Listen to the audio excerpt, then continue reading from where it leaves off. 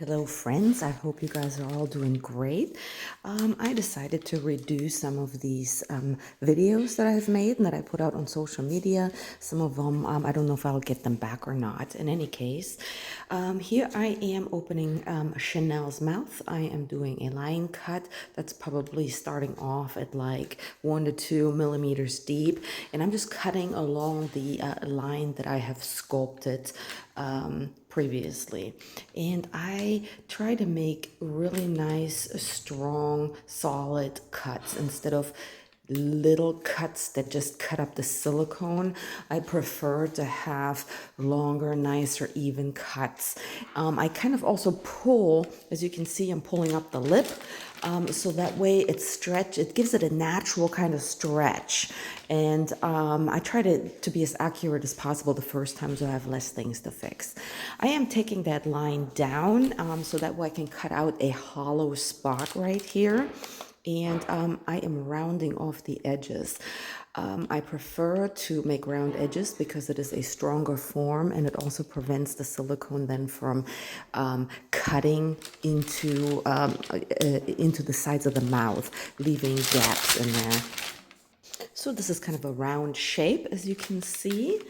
That I've cut out so far, and I'm going a little bit deeper. It's too shallow for me at the bottom. You want to envision to make it as thick as the thickness of lips. So you don't want to go real thin as to cut into the face itself, but just kind of like hollowing it out nicely. Here I am taking the hemostats and clamping down onto the silicone. And now I am taking a little bit more force and I'm pulling just a little bit more.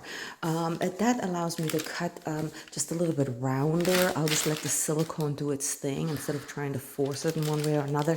It prevents it from tearing and takes it out real nice. So you can see right here. And I will do that on the sides now. That gives it that little kissy sound. I'm taking these. I forgot what they're called. They're for dental, some sort of dental thing, dental clamps or something. I take the hemostats and I'm going in to the one side. Then I'm doing the same thing. I'm pulling up a little bit and cutting a nice clean line around there.